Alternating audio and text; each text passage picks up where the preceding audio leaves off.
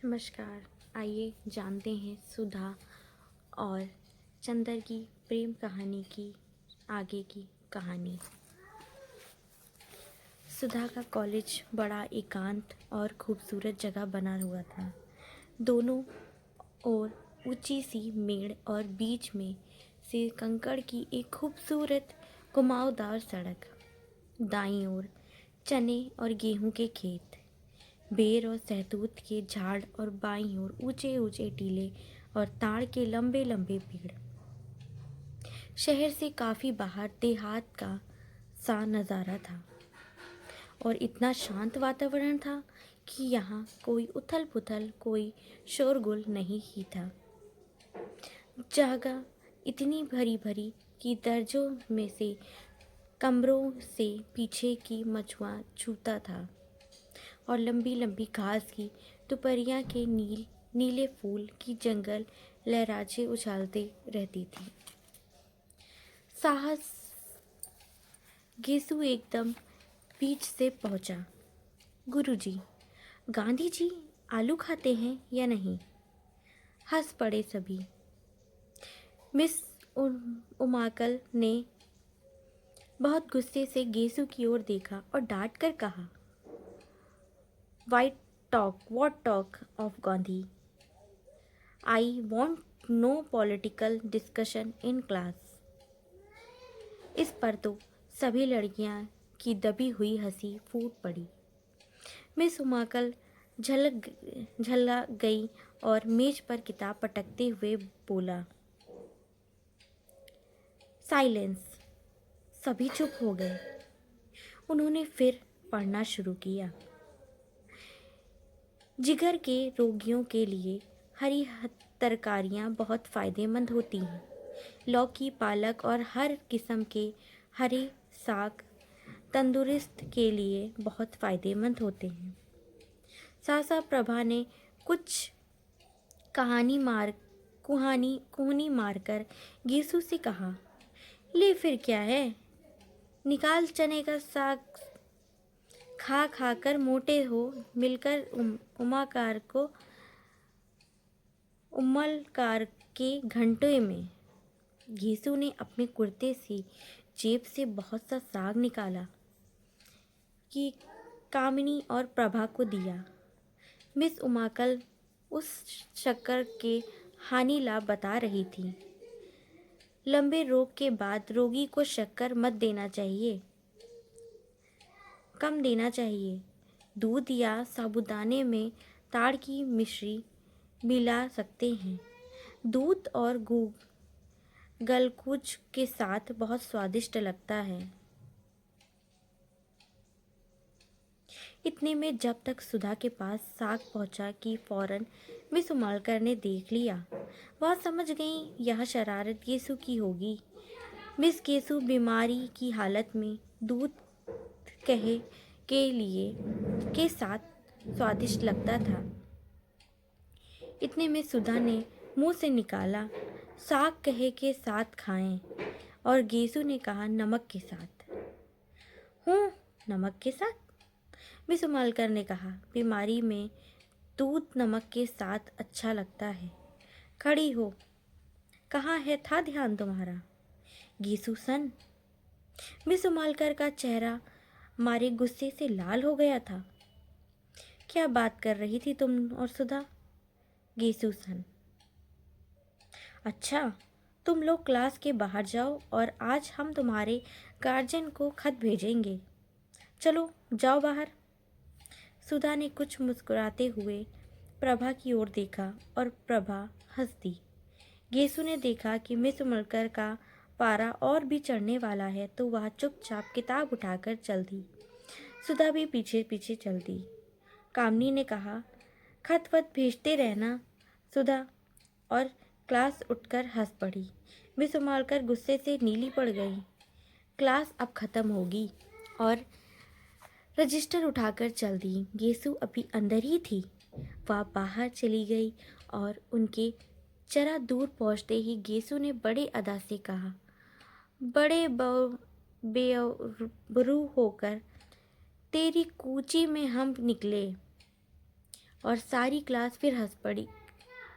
लड़की लड़कियां चिड़ियाओं की तरह फुर हो गईं और थोड़ी ही देर में सुधा और गेशु बैडमिंटन फील्ड में पास आ गए। बड़ी खुशनुमा दोपहर थी। खुशबू से लटे हल्की हल्की झोंके गेसू की ओढ़नी और गरारे की सिलवटों में आँख मिचौली खेल रही थे। आसमान में कुछ हल्के रूप पले बादल उड़ रहे थे और जमीन पर बादलों की सवाली छायाएं दौड़ रही थी। घास के लंबे चौड़े मैदान पर बादलों की छायाओं का खेल बड़ा मासूम लग रहा था। जितनी दूर तक छा रहती उतनी ही दूर तक घास का हरा रंग कहीं और जाता और जहाँ जहाँ बादलों के से छनकर धूप बरसने लगती वहाँ वहाँ घास सुनहरे धनी रंग की हो जाती। दूर कहीं पर पानी बरस रहा था और बादल हल्के होकर खरगोश के मासूम स्वच्छतान बच्चों की तरह दौड़ रहे थे। सुधा आंखों पर फाइल की छाया किए हुए बादलों की ओर एकटक देख रही थी। गेसु ने उसकी ओर करवट बदली और उसकी बेड़ी में लगी हुई रेशमी फीते को उंगली से उमड़ते हुए एक लंबी सी सांस भरकर कहा,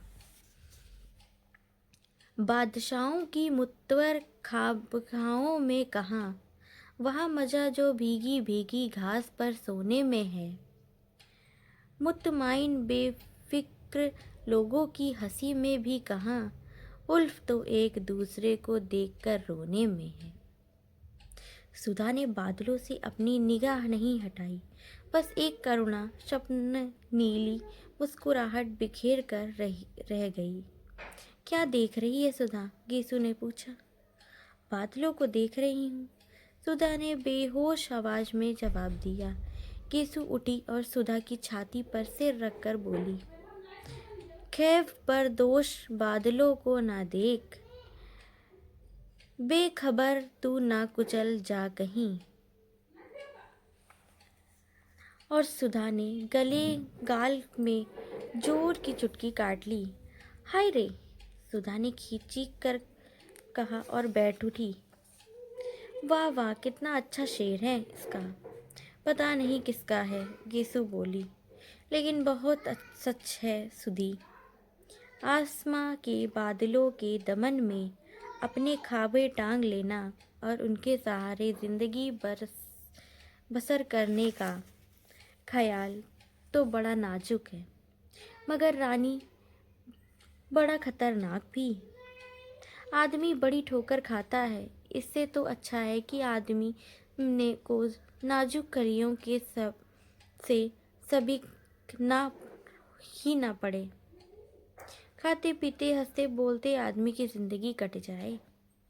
सुधा ने अपना आंचल ठीक किया और लटों में से घास के तिनके निकालते हुए कहा, यीशु, अगर हम लोगों को भी शादी ब्याह के झंझट में ना फंसना पड़े और इसी तरह जिंदगी और दिन कटते जाएं तो कितना मज़ा आए।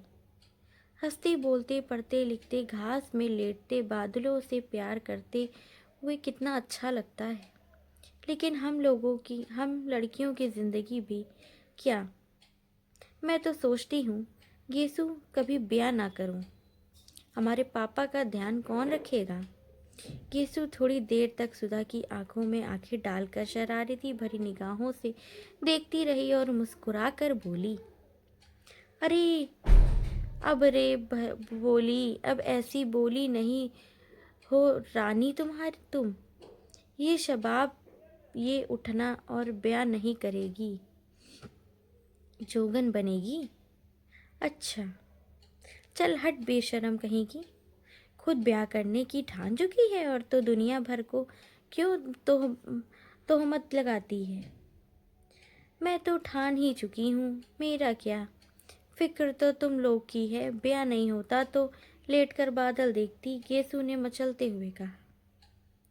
अच्छा अच्छा अच्छा, गेसु की ओढ़नी खींचकर सिर के नीचे रखकर सुधा ने कहा, क्या हाल है तेरा अख्तार मियाँ का। मंगनी कब है तेरी? मंगनी क्या, किसी भी दिन हो जाए, बस फूफी जान के यहाँ आने भर का कसर है। और अम्मी तो फूल की बात उनसे चल रही थी, पर उन्होंने मेरे लिए इरादा जाहिर किया। बड़ी अच्छे हैं, आते हैं तो घर भर की रोशनी छा जाती है। केसु ने बहुत बेभोलेपन से गोद में सुधा का हाथ पकड़कर उसकी उंगलियां छिटकाते हुए कहा, वो तो तेरे चाचा चर्चा जात भाई है ना? तुझसे तो पहले उसने बोल चाल रही होगी? सुधा ने पूछा। हाँ हाँ, खूब अच्छी तरह से। मौलवी साहब हम लोगों को एक साथ साथ पढ़ाते थे, और जब हम दोनों सब भूल जाते थे तो एक दूसरे का कान पकड़कर साथ साथ उठे बैठते थे। ये सब कुछ छिपते हुए बोली। सुधा हंस पड़ी। वाह रे, प्रेम की इतनी विचित्र शुरुआत मैंने कभी नहीं सुनी थी। अब तुम लोग एक दूसरे का कान पकड़ने के लिए अपने आप सबक भूल जाते होंगे। नहीं जी, एक बार फिर पढ़कर कौन सबक भूलता है, और एक बार सबक याद होने के बाद जानती तो इश्क में भी क्या होता है। मकतबे इश्क में एक ढंग निराला देखा, उसको छुट्टी न मिली जिसको सब याद हुआ। खैर, यहाँ अब सब बात जाने दे सुधा। तू तू कब ब्याह करेगी? जल्दी ही करूँगी, सुधा बोली। किससे? तुझसे। दोनों खिलखिलाकर हंस पड़ी। बादल हट गए थे और पकड़ की छां की को चीरते हुए एक सुनहरी रोशनी का तार चिलमिला कर उठा। हंसते वक्त गेसु ने कान में टप चमके हुए थे। सुधा का ध्यान उधर खिंच गया। ये कब बनवाया तूने? बनवाया नहीं तो उन्होंने दिए होगा क्या? क्यों? गेसु ने शर्मा कर सिर हिलाया और कहा हाँ। सुधा ने उठकर हाथ से छूते हुए कहा, कितने सुंदर कमल हैं। वाह! क्यों गेसु, तूने सचमुच के कमल देखे हैं? ना, मैंने देखे हैं। कहाँ? आंचल में 5-6 साल तक तो मैं गांव में रहती थी ना। ऊंचहार के पास एक गांव में मेरी बुआ रहती हैं। बचपन में ही से उन्हीं के पास रहती थी। पढ़ाई की शुरुआत मैंने वहीं की और 7वीं तक वहीं पढ़ी। तो वहाँ मेरे स्कूल के पीछे के पोखरे में बहुत से कमल थे। रोज़ शाम को मैं भाग जाती और तालाब में घुसकर कमल तोड़ती, और घर में बुआ एक लंबा सा सोटा लेकर गालियाँ देती आती मुझे पकड़ने के लिए। जहाँ वह किनारे पहुँचती तो मैं कहती, अभी डूब जाऊँगी बुआ, अभी डूबो। तो बहुत रबड़ी मलाई का लालच देकर वह विनती करती, निकल आओ। तो मैं निकलती। तुमने तो कभी देखा नहीं होगा हमारी बुआ को। ना, तूने कभी दिखाया ही नहीं। इधर बहुत दिनों से वो आई नहीं। आएंगी तो दिखाऊंगी तुझे। और उन्हीं की एक लड़की है, बड़ी प्यारी, बहुत मज़े की है। उसे देखकर तो तुम उसी बहुत प्यार करोगी। वो तो अब यही आने वाली हैं, या अब यहीं पढ़ेंगी। किस दर्जे में पढ़ती हैं वो? प्राइवेट विदुषी में बैठेंगी इस साल। खूब गोल मटोल और हंसमुख है, सुधा बोली। इतने में घंटा बोला और गेसु ने सुधा के पैर के नीचे दबी हुई अपनी ओढ़नी खींची। अरे, आप आखिरी घंटे जाकर क्या पढ़ेगी? हाजिर कटी गई, अब बैठो, यही बातचीत करें, आराम करें, सुधा ने आलसी स्वर से कहा, और खड़ी होकर एक मदमती हुई अंगड़ाई ली। गेसु ने हाथ पकड़कर उसे बैठा लिया और बड़ी गंभीरता से कहा, देखो, ऐसी अरोही अंगड़ाइयाँ ना लिया करो। इससे लोग समझ जाते हैं कि आप बचपन कर करवटें बदल रही है। दत्त बेहद छेपकर और फलाई में मुंह छिपाकर सुधा बोली, लो, तुम मजाक समझती हो? एक शायर ने तुम्हारी अंगड़ाइयाँ के लिए कहा है, कौन ले रहा है अंगड़ाई, आसमानों को नींद आती है। वाह, सुधा बोली। गेसु, अच्छा गेसु, आज बहुत से शेर सुनो। इस दृश- रीतेदार इस रीतरंगी है और ख्वाबे कायनात, डूबते जाते हैं तारे, भीगती जाती हैं रात। पहली लाइन का क्या मतलब है, सुधा ने पूछा। रीतेदार तिरंगी के मायने हैं अंधेरे की चादर और ख्वाबेनियत में मायने हैं जिंदगी का सपना। सब फिर सुनो शेर। इस रिश्तेदारगी है और ख्वाबे डूबते जाते हैं, भीगती जाती हैं रातें। वाह, कितना अच्छा है। अंधकार की चादर है, जीवन का स्वप्न है, तारे डूबते जाते हैं, रात भीगती जाती है। गीसू, उर्दू की शायरी बहुत अच्छी है। उर्दू की शायरी बहुत अच्छी है। तो तू खुद उर्दू क्यों नहीं पढ़ लेती, गेसू ने कहा। चाहती तो बहुत हूँ पर निभ नहीं पाता। किसी दिन शाम को आओ, सुधा ने अजमाने से तुझसे शेर सुनाऊं। यहाँ तो तेरे लिए मोटर ले आएगी। सुधा उठी, अपनी फाइल उठाया। गेशु ने अपनी ओढ़नी, साड़ी और गल आगे चली। पास आकर जब उछकर उसने प्रिंसिपल का रूम देखा। वह खाली था। उसने दाई को खबर दी और मोटर पर बैठ गई। गेसु बाहर खड़ी थी। चाल तू भी ना। नहीं, मैं गाड़ी पर नहीं जाऊंगी। अरे चलो, गाड़ी 4:30 बजे आएगी। अभी घंटा भर है, घर जाकर चाय पियेंगे, फिर मोटर पहुंचा देगी। जब तक पापा नहीं हैं तब तक जितना चाहो कार सीखो। गेसु भी अब उठी और कार चल दी। ये थी सुधा और चंदर की कहानी। इसकी आगे की कहानी जानने के लिए मिलते हैं नेक्स्ट एपिसोड में। धन्यवाद, तब तक के लिए धन्यवाद, बाय बाय।